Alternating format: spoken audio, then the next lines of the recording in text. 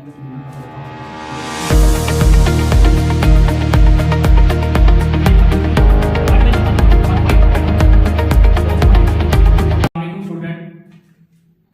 10th class chapter number 1 हमने start किया है states of matter and phase changes.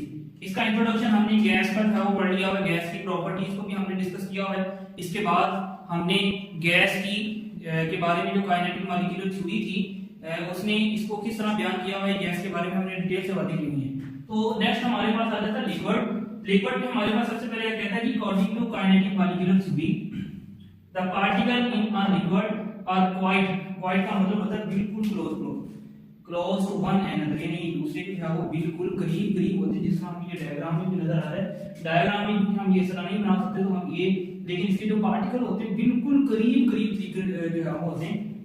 They are also moving in all directions like gas की तरह, जिसमें हमने पढ़ा था कि जो गैस के पार्टिकल हैं वो भी हर डायरेक्शन में, लेफ्ट राइट अपर लोअर हर डायरेक्शन में जाओ मूव कर सकते हैं। तो इसी तरह जो लिक्विड के पार्टिकल हैं ये भी फ्रीली मूव होते हैं, ये भी किसी भी डायरेक्शन में जाओ मूव कर सकते हैं। इस तरह ये देखें, एक ये पार्टिकल है ना कोई भी लिक्विड का, ये एक पार्टिकल है तो ये इस साइड को भी मूव कर सकता है, इस साइड को भी मूव कर सकता है, इस साइड को भी मूव कर सकता है, क्योंकि इनकी जो काइनेटिक एनर्जी है सॉलिड के मुकाबले में ज्यादा होती है, लेकिन लिक्विड के मुकाबले में क्या होती है, कम होती, लेकिन होती जरूर है। ठीक है, इसके बाद है the particle of liquid do not have fixed shape and position. इसका मतलब है कि बेसिकली ये लिक्विड्स की जो है ना वो सारी प्रॉपर्टीज हैं, आपने जो है इसको नंबरिंग करके जो है पेपर में लिखना है।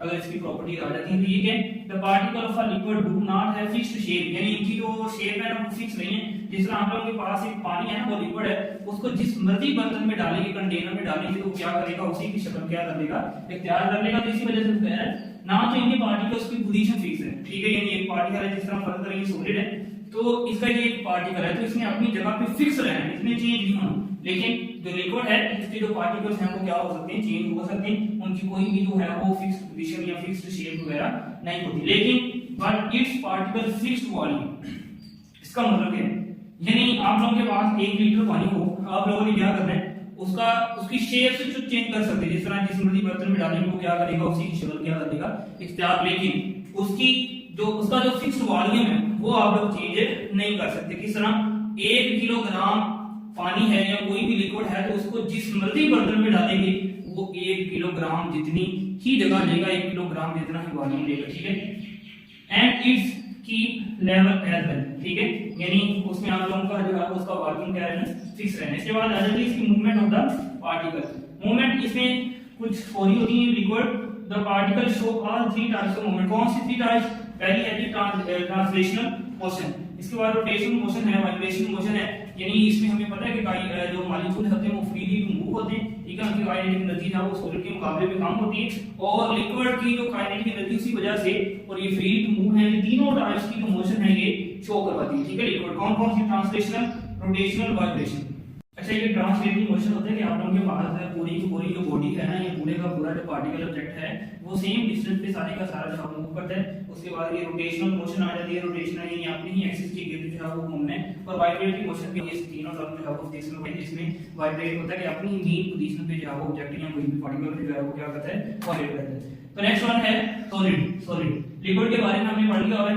तो सॉलिड है, सॉलिड सब्सटेंस में कंसिस्ट ऑफ द आयन, यानी आयंस पे भी मुश्तमिल हो सकता है, एटम्स पे भी मुश्तमिल हो सकता है, और मॉलिक्यूल्स पे भी मुश्तमिल हो जाता है। जिस तरह आयंस की बात करेगा तो सोडियम क्लोराइड है, वो भी एक हमारे पास सॉलिड है जो आयन से मिलकर बना होता है, एटम्स हैं, मॉलिक्यूल है, इसके बारे में हम बता रहे हैं। इसके बाद कहते हैं according to the kinetic molecular theory, यानी काइनेटिक मॉलिक्यूलर थ्योरी के मुताबिक द इंटर पार्टिकल फोर्स कौन सी होती है, इंटरमॉलिक्यूलर फोर्सेस, यानी एक एटम की दूसरे एटम के दरमियान जो कशिश की कुव्वत है उसको हम कह रहे हैं inter particle forces are very strong. Very strong क्यों होती, क्योंकि हमने पढ़ा हुआ है जो सॉलिड है ना इसके पार्टिकल्स के दरमियान स्पेस नहीं होती। ठीक है, जरा सी भी स्पेस नहीं होती। तो यहाँ पे पार्टिकल क्या होते हैं, एक दूसरे के बिल्कुल करीब होते हैं, जिसकी वजह से क्या होता है इनमें इंटर पार्टिकल फोर्सेस होती है वो बड़ी स्ट्रांग होती है। So that they keep distance, so that keep their particle in a fixed position. तो इनकी जो पोजीशन है वो फिक्स है, यानी यहाँ पे एक आप लोगों के पास हमारे पास पार्टिकल है तो ये इसके पास कोई भी एम्प्टी स्पेस या जगह नहीं है जिसमें जो मूव कर सकता है, तो ये अपनी ही जगह पे क्या करेगा,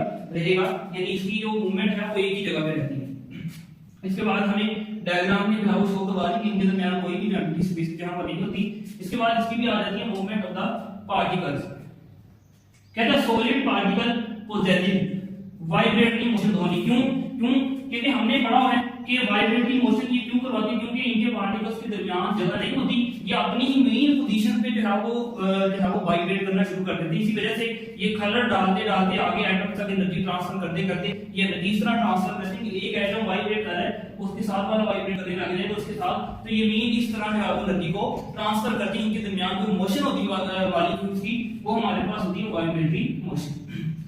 These restricted movements कौन सी, ये वाली ट्रांसलेटिंग रोटेटिंग, ये क्यों नहीं इसमें होती, कहते हैं due to the fixed shape and volume. इसका जो है वो वॉल्यूम भी फिक्स होना है, शेप यानी ये ऑब्जेक्ट है कोई भी सॉलिड, तो इसने क्या करना है, ये सॉलिड जिस मर्जी कंटेनर में जहां भी डालेंगे तो इसने इसी शेप का रहना है, ठीक है, इसका वॉल्यूम किस शेप के फिक्स है।